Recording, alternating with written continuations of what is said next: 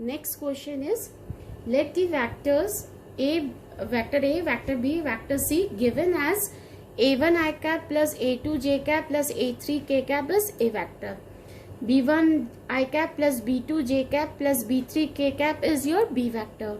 c1 I cap plus c2 j cap plus c3 k cap is your c vector. This is how these three vectors are given. Then show that vector A cross B, vector B plus vector C is equals to A vector cross B vector plus A vector cross C vector. This we have to show that, or this type of vectors it is given in our question. Okay. Now since they have given A vector is equals to A1 I cap plus A2 j cap plus A3 k cap. B vector is equals to B1 I cap plus B2 j cap plus B3 k cap, and C vector is equals to C1 I cap plus C2 j cap plus C3 k cap. So this is how these three vectors are defined in our question. Now let us first find out the value of vector B plus vector C, है ना? Vector B plus vector C. This will be equal to क्या हो जाएगा? B1 plus C1 I cap, है ना? B2 plus C2 J cap plus B3 plus C3 K cap. ये हो गया आपका vector B plus vector C. Now we will find the value of A vector cross B vector plus C vector, है ना?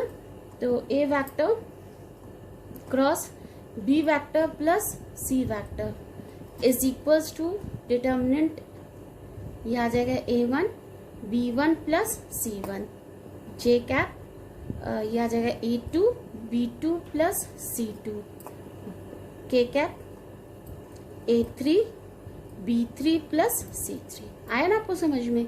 K cap में A1 का रख दिया, A3 का, A2 A1, यहाँ this and this. Now we will take the determinant of this. तो determinant हमने लिया,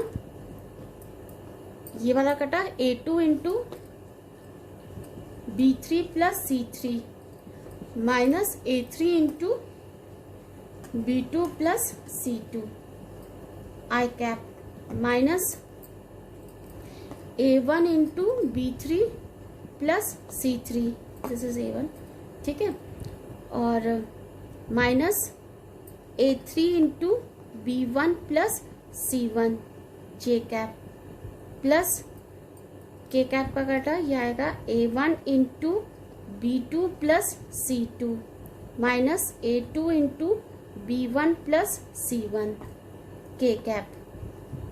ठीक है, ये वैल्यू आ गई हमारी इसकी. ठीक है, तो अब इसको जरा ब्रैकेट खोल के लिख लें. तो ये वैल्यू आ जाएगी हमारी A2 B3 plus A2 C3 minus A3 B2 plus A3 C2 I cap minus A1 B3 plus A1 C3 minus A3 B1 minus ये भी माइनस का आएगा, minus A3 C1 J cap plus A1 B2 plus A1 C2 minus A3 B1 minus A3 C1.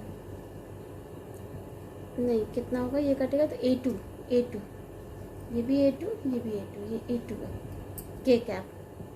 ठीक है, तो ये आ गया हमारा इनका डॉट प्रोडक्ट.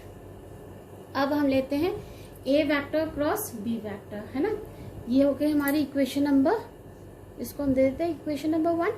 या आप इसको ऐसा कर लो, लेफ्ट हैंड साइड, यहाँ लेफ्ट हैंड साइड लिख लीजिएगा.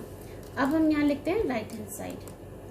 राइट हैंड साइड में हम पहले निकालते हैं ये value A vector cross B vector. This will be equal to I cap J cap K cap A1 B1 A2 B2 A3 B3. ठीक है, तो ये वैल्यू आ जाएगी हमारी A2B3 minus A3B2 i cap minus A1B3 minus A3B1 j cap plus k की आ जाएगी A1B2 minus A2B1 के cap. ठीक है, ये तो आ गई हमारी a vector cross B vector. अब हमने ले ली, this is our equation number 2। अब हमने ले लिया a vector cross c vector, तो ये आ जाएगा a i cap j cap k cap, A1 C1 A2 C2 A3 C3। ये वैल्यू आ गई आपकी कितनी है, A2 C3 minus A3 C2 i cap minus A1 C3 minus A3 C1 j cap plus A1 C2 minus A2 C1 के cap. Equation number 3। अब हमने क्या किया, इक्वेशन 2 प्लस इक्वेशन 3 लिया, है ना। हमने क्या किया, इक्वेशन 2 प्लस इक्वेशन 3 लिया। जब हमने इन दोनों को ऐड किया तो देखो आई कैप ये वाला है ना। तो जब आपने ऐड किया, पहले मैं पॉजिटिव वैल्यू लिख रही हूँ, A2B3 plus A2C3 minus A3B2 minus A3C2 आई कैप। देखिए दोनों लिख लिए, A2B3 A2B3 A2C3 A2C3 A3B2 A3B2 minus A3C2 minus A3C2। ठीक है, अब हमने लिया जे कैप का, वैसे लिखूंगी, प्लस की वैल्यू पहले लिख लूंगी। तो देखो ये वाला है और ये वाला है, तो ये आ जाएगा A1B3 plus A1C3 minus A3B1 minus A3C1 जे कैप। देखिए यही आ रहा है, A1B3 A1B3 A1C3 A1C3 A3B1 A3B1 आ रहा है ना सेम। नेक्स्ट आएगा आपका जे कैप का, जे कैप का लिख लें, ये है और ये है, A1B2 plus A1C2 minus A2B1 minus A2C1 के कैप। देखो A1B1 AB2 A1C2 A2B1 A2C1, है ना। This is your equation number 4 equal to left hand side, hence proved, है ना। ये आपकी लेफ्ट हैंड साइड के बराबर आ गया, राइट हैंड साइड और left hand side, hence proved. See, the next question is, if either A vector equal to 0 or B vector equal to 0, then A vector cross B vector is equals to 0 vector। वो क्या कहना है, अगर A vector 0 है या B vector 0 हो, तो A vector cross B vector का जो क्रॉस प्रोडक्ट होता है वो 0 आता है। क्या इसका कन्वर्स भी ट्रू है? आप इसको जस्टिफाई करिए अपने आंसर को with the help of an example. ठीक है, तो ये हम लोग को सॉल्व करना है। तो हम लोग कोई भी पैरेलल नॉन जीरो वेक्टर्स ले लेंगे सच दैट कि हमारा a vector cross B vector is equals to 0 हो जाए। पैरेलल वेक्टर्स क्या होते हैं कि हमने एक वेक्टर लिया तो दूसरा वेक्टर हमने उसी का मल्टीपल ले लिया। ठीक है, तो हमने ले लिया जैसे let a vector is equals to 2i cap plus 3j cap plus 4k cap, है ना। और दूसरा हमने जो दोनों पैरेलल वेक्टर लेने इसी का मल्टीपल, यानी इसमें 2 का मल्टीप्लाई कर दो, तो 2 का मल्टीप्लाई किया 4i कैप, 2 का मल्टीप्लाई किया 6j प्लस 8k कैप, है ना। तो जो एक दूसरे के मल्टीपल होते हैं उन्हीं को हम पैरेलल वेक्टर कहते हैं। ठीक है, अब हमने लिया a vector cross B vector, तो वैसे ले लिया i cap 2 4 j cap 3 6 k cap 4 8।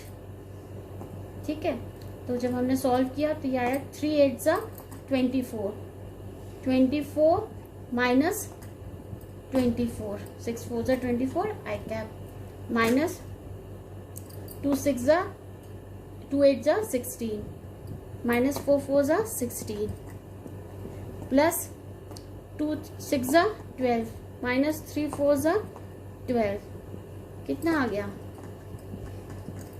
0 vector आ गया।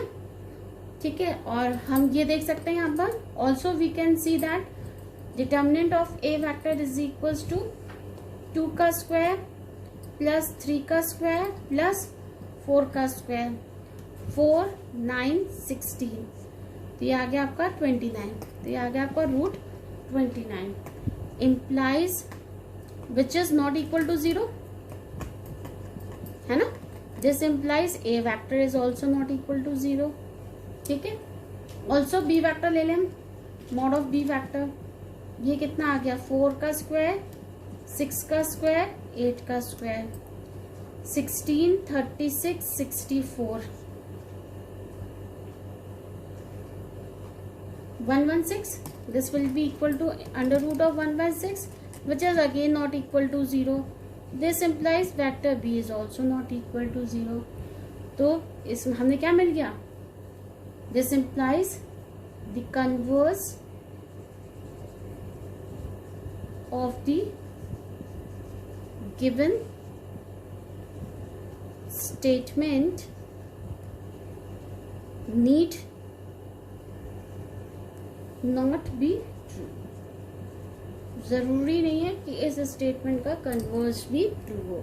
हमने बता दिया कि हमारा a vector cross B vector तो 0 आ रहा है, तो हमने दिखा दिया ए वेक्टर भी 0 नहीं और बी वेक्टर भी 0 नहीं। बट ऐसा होता है कि ए और बी में से कोई भी अगर एक वेक्टर 0 हो तो इनका क्रॉस प्रोडक्ट 0 ही आएगा। पर हम उल्टा नहीं लिख सकते हैं कि अगर दो वेक्टर का क्रॉस प्रोडक्ट 0 है तो हम अपने आप मान लें कि इन दोनों में से एक वेक्टर 0 होगा, ऐसा हम नहीं कर सकते। ये हमने with the help of example भी शो कर दिया है। Next question is we have to find the area of the triangle with vertices given as this a B and c. ठीक है, तो हमें उस ट्राइंगल का एरिया निकालना है जिसके वर्टिसेस हमें ये गिवन है। ठीक है, तो सबसे पहले तो हम लोग ये मान लेंगे कि अपनी साइड्स निकालेंगे, जैसे ए बी और बी सी निकालेंगे। मान लिया हमने ए बी जो है वो आपकी ऐसी एडजेसेंट साइड जो है वो ए बी और बी सी है ट्राइंगल ए बी सी की। तो आपकी ए बी साइड की वैल्यू क्या होगी, एक मिनट उससे पहले मैं आपको बता दूं, this is your o A vector. कितना हो जाएगा i cap plus j cap plus 2 k cap. This is your o B vector, ये कितना हो जाएगा 2 i cap plus 3 j cap plus 5 k cap. ये हो जाएगा आपका o C vector which is equals to i cap plus 5 j cap plus 5 k cap. अब हमने निकाला a B vector, A B vector is equals to O B vector minus O A vector. ये वाला पहले होता है, ये वाला माइनस बाद में।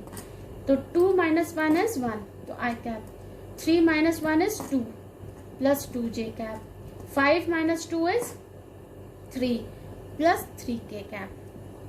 तो ये तो आ गया हमारा ए बी वैक्टर। अब हमने लिया B C vector. B C vector क्या होगा, ओ सी vector minus O B vector, है ना। ओ सी रहा 1 माइनस 2 is minus 1, 5 minus 3 is plus 2, 5 minus 5 is 0। तो ये तो खाली आया minus I cap plus 2 J cap. ठीक है, अब area of triangle A B C is equals to half of the cross product of the adjacent sides। तो adjacent sides हमने ले लिए A B and B C. तो area cross product में ऐसे लिख सकते हैं, ये ध्यान रखिएगा बच्चों, ये वाला फॉर्मूला। इस पर बेस्ड और भी अलग टाइप का न्यूमेरिकल आ सकता है, तो आपको ये याद होना चाहिए कि हम क्रॉस प्रोडक्ट में एरिया कैसे लिखते हैं। और ये जो ए बी और बी सी साइड आपने ली है, ये ली है according to the adjacent side. ठीक है, कोई भी एडजेसेंट साइड होगी हमारे ट्राइंगल की। अब हमने ले लिया A B vector cross B C vector.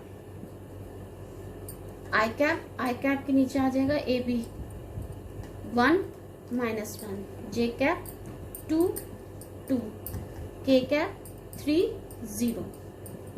ये वैल्यू आ गई आपकी, आई कैप में आएगी 2, ये तो 0 हो जाएगा, माइनस 6 आई कैप माइनस जे कैप में ये तो 0 हो जाएगा, माइनस माइनस प्लस हो जाएगा 3 जे कैप, प्लस के कैप में आएगा 2, माइनस और माइनस ये भी प्लस हो जाएगा 4 के कैप। ठीक है, ये आ गया हमारा A B vector cross B C vector. अब हमने निकालना है किसकी वैल्यू, डिटर्मिनेंट ऑफ दिस। तो determinant of A B vector cross B C vector is equals to -6 का स्क्वायर प्लस -3 का स्क्वायर प्लस 4 का स्क्वायर, 36 9 16 है ना।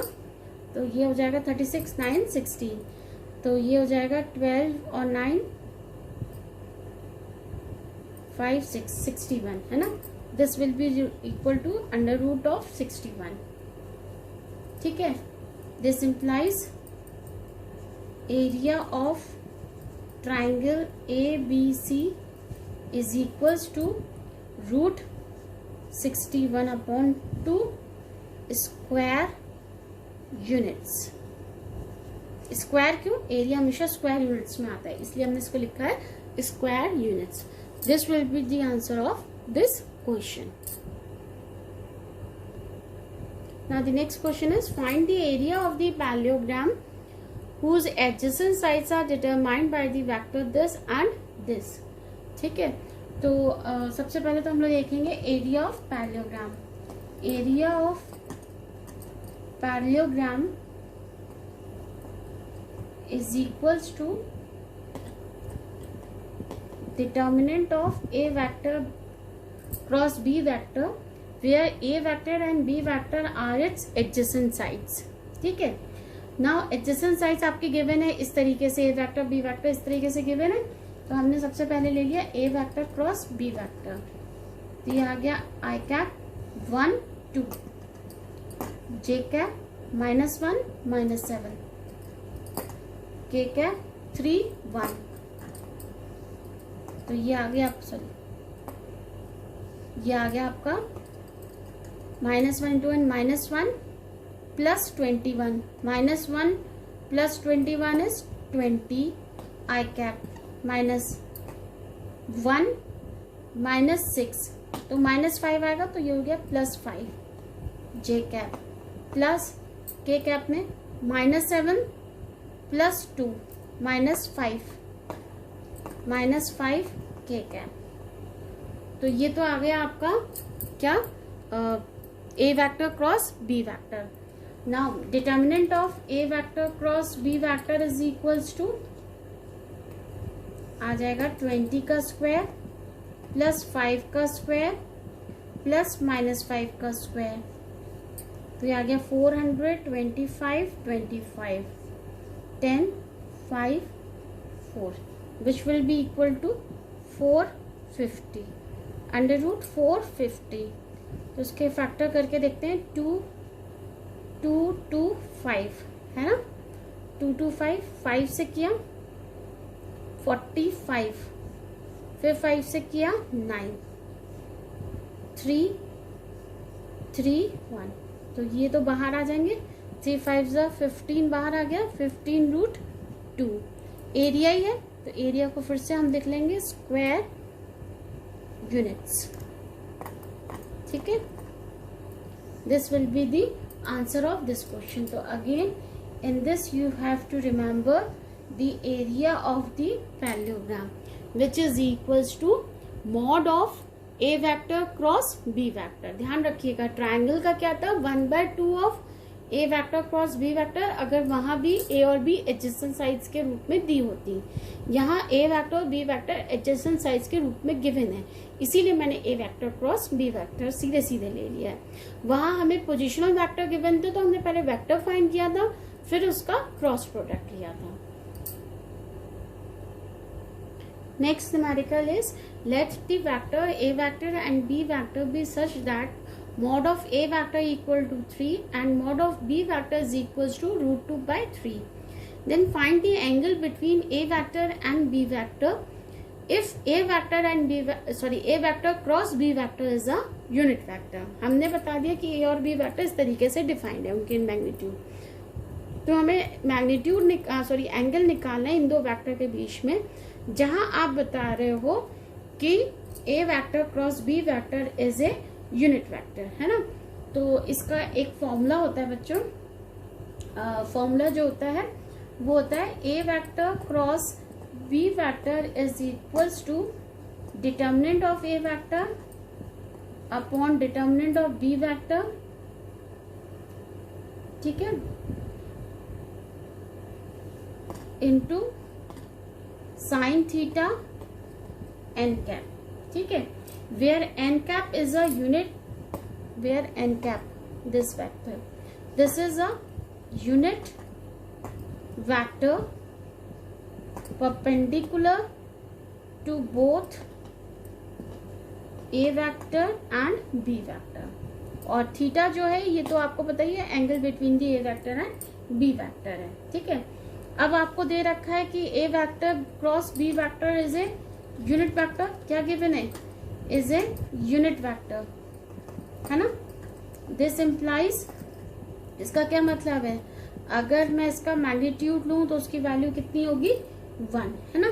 Since a vector magnitude of A vector cross B vector is equals to 1, this implies इस पूरे का determinant ले लूं, इसका डिटर्मिनेंट लिया तो इस पूरी इक्वेशन का इसका भी डिटर्मिनेंट लूं, तो ये हो जाएगा आपका determinant of A vector, sorry mod of A vector b vector dot sine theta N cap का डिटर्मिनेंट इक्वल टू 1, है ना। तो दिस इम्प्लाइज, समझ में आया ना कैसे किया हमने, इस पूरे का डिटर्मिनेंट ले लिया, है ना, इसकी वैल्यू तो लिख दी 1 और ये वैल्यू हमने ऐसे ही लिखी रहने दी, ठीक है। So this implies A vector, अच्छा डिटर्मिनेंट जो होता है वो अलग अलग आ जाता है, तो ये आ जाएगा determinant of sine theta N cap is equals to 1, ठीक है। तो एन कैप की वैल्यू तो वैसे ही 1 होगी क्योंकि वो वैसे भी यूनिट नॉर्मल वेक्टर है, तो हम खाली ये साइन थीटा ही लिख लेते हैं, ठीक है। अब इसकी वैल्यू हमें दे रखी है मॉड ऑफ ए, तो ये ऑलरेडी पॉजिटिव है तो पॉजिटिव ही ले लिया, ये हमें दे रखी है √2/3, अगर इनमें से कोई भी नेगेटिव दी होती तो हम उसको पॉजिटिव में ले लेते, पर नेगेटिव आती नहीं है क्योंकि मैग्नीट्यूड तो हमेशा पॉजिटिव में होता है, ठीक है, into sine theta is equals to 1, तो 3 से 3 कैंसिल आउट हो गए, साइन थीटा की वैल्यू आ गई 1/√2, ठीक है। तो थीटा इज इक्वल्स टू आ गया sine inverse 1/√2 which is equals to π/4, तो theta is equals to π/4 is your answer.